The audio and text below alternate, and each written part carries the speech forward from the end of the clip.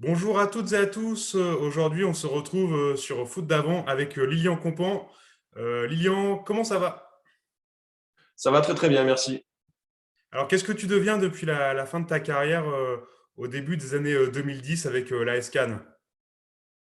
Il y a quand même pas mal d'années qui se sont déroulées.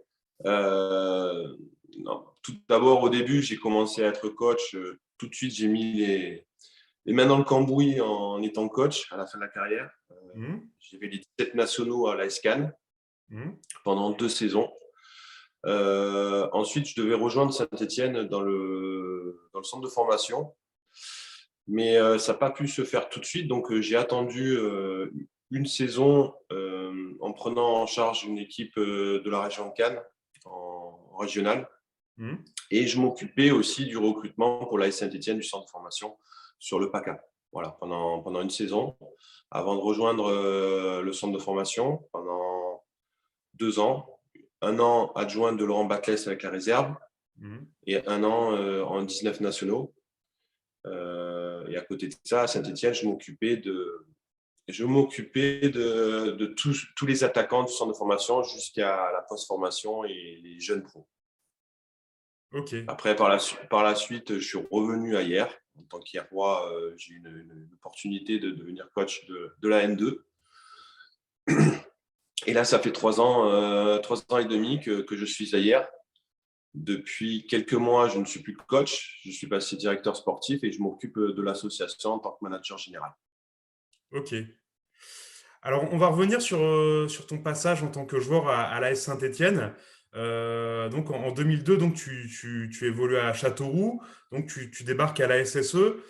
Comment se réalise le transfert à l'époque chez les Verts? Euh, J'appartenais à Auxerre à ce moment-là. J'étais à Châteauroux, mais mon contrat appartenait à Auxerre. Ça faisait quelques saisons que j'étais en Ligue 2 où je marquais pas mal de buts. Et à ce moment-là, Saint-Étienne n'était pas très, très bien, on va dire. Hmm. Euh, J'étais enfoui dans le bas du tableau de Ligue 2 et ils n'arrivaient pas trop à aller dans les 10 premiers du classement. Hmm. Euh, Chaque année, je marquais entre 15 et 20 buts et je jouais le haut du classement en Ligue 2 et de temps en temps en Ligue 1. Euh, je savais que depuis un an et demi, que Saint-Etienne me suivait, que Frédéric Antonetti avait un œil sur moi. Mais ça se faisait pas par rapport à Giroud qui demandait beaucoup, beaucoup d'argent parce que comme j'étais un joueur international espoir, Hmm. j'avais quand même une plus-value et une valeur qui était peut-être trop importante à ce moment-là par rapport à ce que je faisais. Donc, ça s'est pas fait. Et puis, arrive un moment donné où il y a une porte qui s'ouvre et j'avais vraiment cette envie de venir à Saint-Etienne, même si, comme je l'ai dit tout à l'heure, le club ne jouait pas grand-chose. Mais voilà, pour moi, ça me parlait. J'avais beaucoup d'affection pour ce club et j'avais vraiment envie de les aider. Donc, on a saisi l'opportunité et puis c'est allé au bout. Et quelles ont été tes premières impressions en arrivant au club? Je suis arrivé vraiment sur la fin août, hein. Hmm. Euh, donc, le championnat avait déjà commencé. C'était la première fois d'ailleurs que je quittais un club où j'avais commencé. C'était pas forcément simple parce que je devais rester à Châteauroux Hmm. et j'ai pris cette décision. Le club, quand je suis arrivé, j'ai mis les pieds dedans. De suite, je me suis dit, waouh, c'est une autre dimension. Voilà. Même si c'est en Ligue 2, c'est une autre dimension. Il n'y a rien à voir avec tous les autres, même si j'ai fait des clubs qui étaient plutôt sympas. Euh, voilà, c'est une ville qui vit à travers un club et c'est des gens qui aiment ce club. Donc, c'est une autre dimension, totalement différente. Et à l'époque, donc, Frédéric Antonetti était le coach. Quels ont été tes premiers rapports avec lui, tes premiers entretiens? Est-ce qu'il t'a parlé tout de suite de monter en Ligue 1? Non, non. Dans le discours, ça a été très clair. On a besoin de joueurs comme toi pour remonter la pente, pas forcément d'aller en Ligue 1.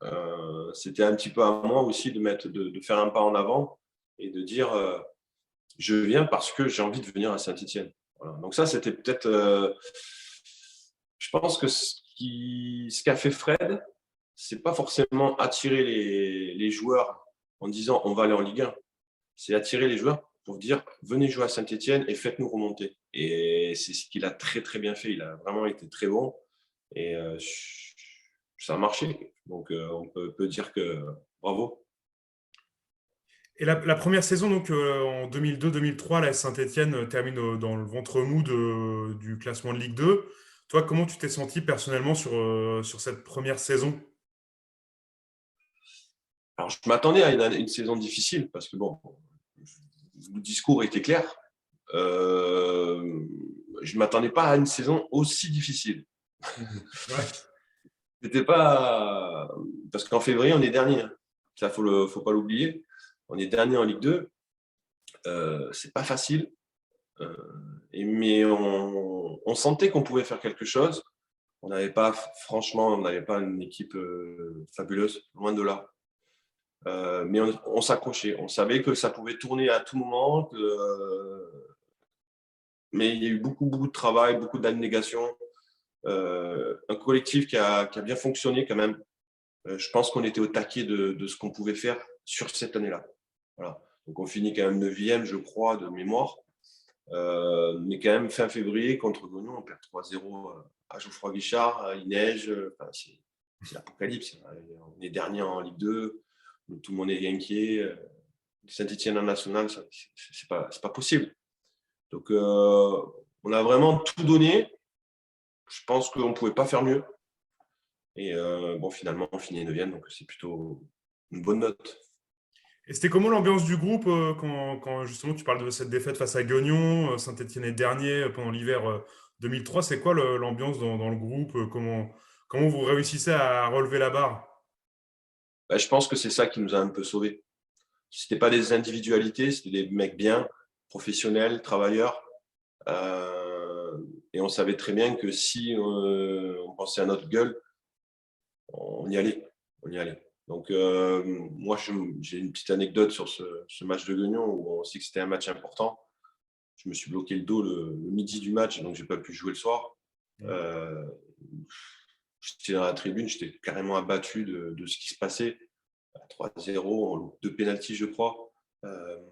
Voilà, on ne pouvait plus aller plus bas, c'était pas possible. Et là, c'est vrai que bon, il y a eu des leaders, leaders de terrain, leaders de vestiaire, leaders de technique, qui ont pris un petit peu les choses en main et ont vraiment dit voilà, maintenant, c'est soit on y va tous ensemble, on se bat jusqu'à la dernière seconde, soit on y va. Voilà. Donc, on s'est rendu compte que les collectifs a vraiment pris le dessus. Et je pense que ce collectif qui est resté la saison d'après a pu permettre de remonter en Ligue 1. Et toi, personnellement, tu étais un des chouchous du stade Geoffroy Guichard. Euh, Justement, comment tu as fait pour être apprécié du public stéphanois, selon toi? Moi, je pense que c'est ma motivation. Je suis un mauvais perdant. J'ai beaucoup d'abnégation. J'ai des qualités, mais j'ai aussi beaucoup de défauts. Donc, mon caractère, peut-être, je pense, est un peu similaire à la vision des supporters de Saint-Étienne, c'est-à-dire de mouiller le maillot, de se battre pour le club, de faire, voilà, de mourir sur le terrain pour le club et pour le maillot. Voilà. Donc, bon, moi, j'ai toujours fonctionné de cette façon-là, avec mes qualités et mes défauts, je le répète, mais je savais mes qualités, je savais mes défauts. Je savais que je ne pouvais pas faire certaines choses. Il y a des choses que je pouvais faire très bien. Voilà, donc je pense que c'est surtout mon caractère qui a fait que j'ai été apprécié et que je suis toujours apprécié par les supporters de Saint-Étienne. Et à quel moment tu penses que voilà, ça a bien matché entre vous? Est-ce que c'est d'entrée ou c'est au fur et à mesure de la saison 2002-2003 Je me suis aperçu de ça, en toute honnêteté, je me suis aperçu de ça quand on n'était pas bien la première année en Ligue 2. Voilà. Ça faisait quelques mois que j'étais là. Je suis arrivé au mois d'août. Comme je l'ai dit, en février, on était dernier. Donc, ça fait 6 mois après. Il y a des joueurs qui se faisaient agresser verbalement, agresser physiquement. On ne pouvait plus sortir, on ne pouvait plus aller faire des courses, on ne pouvait plus vivre, tout simplement. Parce qu'on n'était pas bon. Hein. Faut voir les choses comme en face. Hein. Moi, à ce moment-là, je pense que je faisais partie des joueurs qui étaient le moins agressés verbalement. Je me faisais agresser, bien évidemment, mais je me faisais pas trop. Et c'est là que je me suis aperçu que j'étais plutôt apprécié, plutôt aimé. Et dans le temps, ça m'a montré que j'avais raison. Le temps m'a montré que les supporters m'appréciaient et qu'ils aimaient ma façon de me battre sur le terrain et de rien lâcher. Ces marques d'affection des supporters stéphanois sur le terrain et en dehors, comment ça se manifestait? Partout, par des messages, par des paroles. Je pense qu'il y a une chose qui est importante pour Saint-Etienne, et ça, on ne peut pas. Chaque année, j'entends l'amour du maillot, l'amour du maillot, l'amour du maillot. Et avec le temps, bien évidemment, c'est difficile à accepter, mais les joueurs pensent un peu plus à leur carrière qu'au club.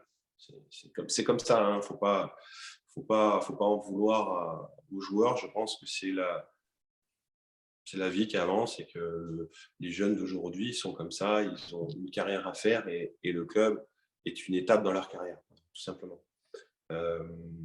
Mais ça, à l'époque, nous, on avait un groupe qui était très, très intelligent, on va dire, entre guillemets, dans le sens où on se sentait bien à Saint-Etienne, on avait envie de faire quelque chose avec Saint-Etienne et on avait l'amour du maillot de Saint-Etienne. Voilà. Donc, et Frédéric Antonetti a su générer ça et a su bonifier par des joueurs qui sont arrivés et qui ont, sous 2 ans, ont pu amener le petit plus. Voilà. Donc les joueurs cadres comme Julien Sablé, Vincent Ognon, moi qui était là, Jérémy Janot, il a mis une colonne vertébrale de joueurs sur qui il pouvait compter. Et après, bien évidemment, il a mis sa touche. Et lors de la saison donc, 2003-2004, justement, il y a ce collectif qui était là, qui a permis de monter au printemps 2004. Lors de cette deuxième saison pour toi, Saint-Etienne, à partir de quand tu sens que la montée est possible? Alors, au début de saison, on ne parle pas du tout de montée. On sort d'une année horrible, sincèrement. On se revoit à la reprise avec un groupe un peu différent, mais pas forcément énormément. En toute honnêteté, on a parlé avec les cadres et on s'est dit moi, hors de question de partir. Moi, j'étais parti à Saint-Etienne pour vivre quelque chose. Et on avait parlé entre cadres, Julien, Vincent, Jérémy. Nous, on voulait rester avec. C'était pas possible de partir. Mais on s'attendait aussi à un changement. On voulait quand même jouer un peu plus haut le classement, jouer quelque chose, même si on ne le disait pas ouvertement. Mais on avait quand même cette comment dire, cette certitude que Fred pouvait nous faire quelque chose. Voilà. Donc, on n'en a pas parlé. On ne savait vraiment pas du tout au début. On se disait, on ne va pas jouer la montée, c'est pas possible. C'est pas possible. Donc, on a commencé comme si on faisait une saison et essayait de finir le mieux possible. Mais en toute honnêteté, non, il n'y avait pas de discours de montée, ni chez les joueurs, ni dans le staff, ni dans la direction. Pourtant, le début de saison est assez moyen et c'est au début de l'automne qu'on sent une montée en puissance jusqu'à la fin 2004. Toi, comment tu as vécu cette saison personnellement? C'est dans tout, sur le terrain, en dehors du terrain, de vivre des moments forts. Dans tout, je pense que c'est l'une des plus belles saisons que j'ai vécues en tant que joueur. Voilà. Il y a beaucoup de choses. Il y a eu la Coupe de la Ligue, il y a eu le championnat, il y a eu des très beaux matchs, des belles échéances, beaucoup de fatigue. Sincèrement, c'était une année qui était épuisante. Fred nous a vraiment tiré sur la corde, nous a tiré le maximum. Et À la fin, bon, voilà, on finit champion, on perd en demi-finale de la Coupe de la Ligue. Faire mieux, je ne pense pas qu'on aurait pu faire mieux. Je ne pense pas. Je pense qu'on était au taquet de chez taquet, tous, les uns et les autres. Par contre, il y avait un collectif et un groupe qui était tout simplement extraordinaire, des hommes extraordinaires. Et on a su créer ce groupe avec un coach qui nous a bonifié le mieux possible. Et justement, cette demi-finale de Coupe de la Ligue face à Sochaux, il y a une ambiance de dingue à Geoffroy Guichard. Toi, comment tu l'as vécu ce match sur le terrain? C'est magique. C'est magique. Pas aller au bout, c'est frustrant. Mais comme je l'ai dit tout à l'heure, on était au maximum. On était au maximum. On ne pouvait pas faire mieux. C'était pas possible. Et déjà, je pense qu'on a tiré le bouchon très très loin. Moi, je me rappelle ce match, je jouais avec une entorse de genou. Je ne sais même pas comment j'ai pu faire 120 minutes. Aujourd'hui, je me dis, c'est pas possible. Mais bon, ça a tenu. Ça a tenu. Je suis allé jusqu'au bout de moi-même. Voilà. Mais c'est une ambiance de fou dans un stade de fou. On sentait qu'il y avait, je sais pas, 40 000 personnes qui nous poussaient le maximum pour aller au Stade de France.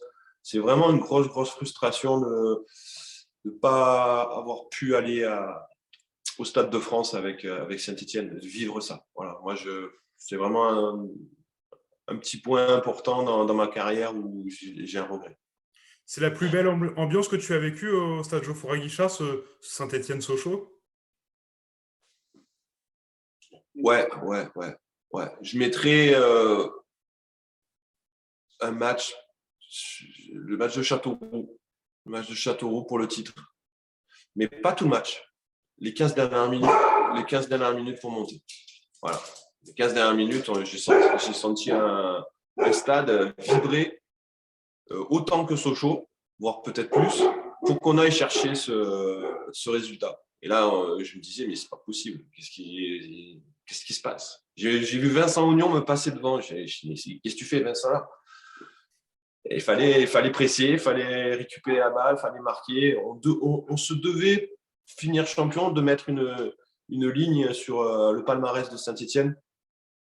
Et aujourd'hui, c'est une grosse fierté d'apparaître sur ce palmarès. Et quand Damien Bridonneau marque en fin de rencontre, qu'est-ce que tu ressens? Quel souvenir tu gardes de ce moment-là? Bon, là, j'en ai encore la chair de poule. Voilà. Donc, il peut essayer 100 fois ce qu'il a fait. Il le loupera peut-être 18 fois. Je vais être gentil avec Damien. Il marque un but magique. C'est exceptionnel ce qu'il a fait. Mais il y avait tellement d'euphorie, tout le monde générait de l'envie. Et puis, on avait quand même ce 12e homme qui était le stade et les supporters pour nous pousser. On était cuits. Hein. Franchement, moi, j'étais cuit à la 80e. J'étais cuit, mais je me devais d'aller chercher ce titre pour tous les supporters. Pas pour nous, pas pour nous, mais c'est surtout pour les supporters, je pense. Hmm. Et vous suiviez en même temps le score de Caen qui menait 3-0 face à l'Estac? À la mi-temps, on avait demandé. Hmm. On ne voulait pas forcément le suivre. Et moi, je me rappelle d'un moment donné, je reviens sur le banc, à la 75e à peu près. Je leur demande. Et en fait, à la mi-temps, on savait déjà qu'il y avait déjà 2-0 ou un truc comme ça. C'était assez. Ils devaient gagner. Et à la mi-temps, on me dit qu'ils gagnaient 3-0, je crois, de mémoire. Et là, je dis, il faut marquer. Et là, on fait passer le message. Et c'est 2-3 minutes après que je vois Vincent Ognon me dédoubler, on va dire. Bon, Vincent, c'était pas. Mais devant, il était bon. Il était bon. Quand il montait, il faisait du bien. Donc, ça donne des ailes de se faire pousser par 40 000 personnes. Ça donne des ailes. Des gens plutôt.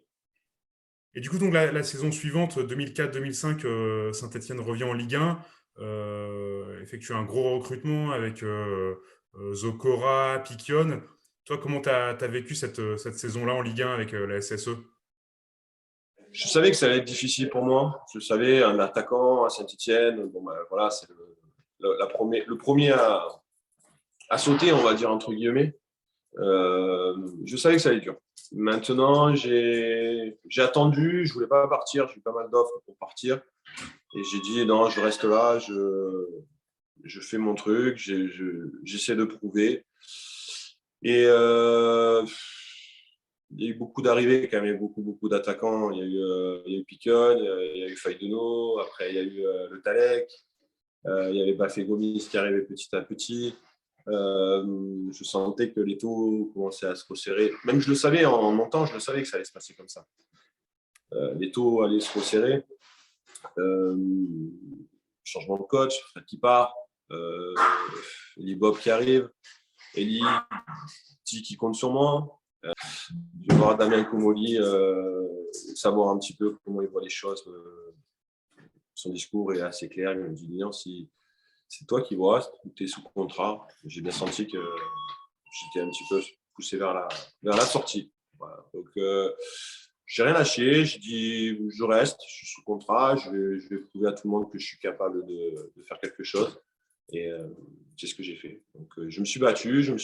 J'ai essayé de prendre le plus de temps possible et le mieux possible. J'ai essayé de m'en sortir le mieux possible. Ce que j'ai fait. J'ai marqué quelques buts. J'ai des buts importants aussi pour le club. J'étais un joueur de vestiaire qui essayait de remettre les choses et de se dire les choses en face.